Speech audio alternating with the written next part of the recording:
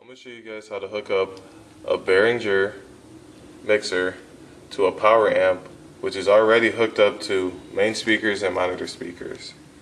The first thing we do to hook up our mixer to our power amp is you take an XLR plug and hook it up to your main output.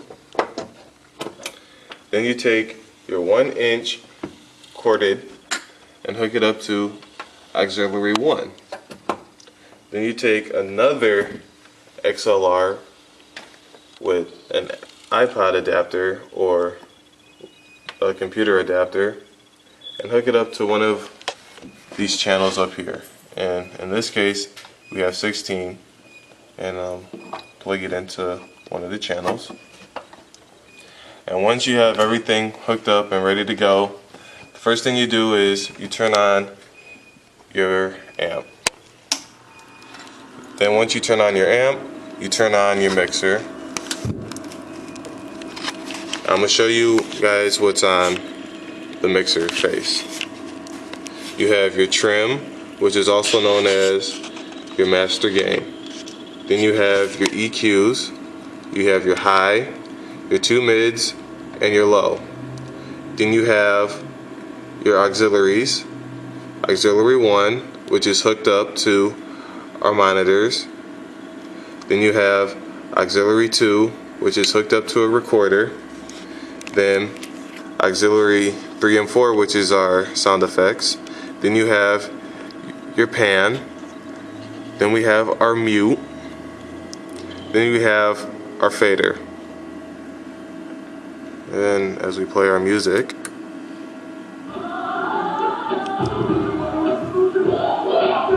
I'm going to show you guys how to use your EQs. Your highs, which is this right here, it messes with your cymbals, and in order to brighten them up, you turn it to the right slightly. That's this. Then you have your 2 mids, which are for your vocals. To brighten up your vocals or to lower your vocals, you mess with them like this. To lower them, you go to the left. To brighten them up, you go to the right.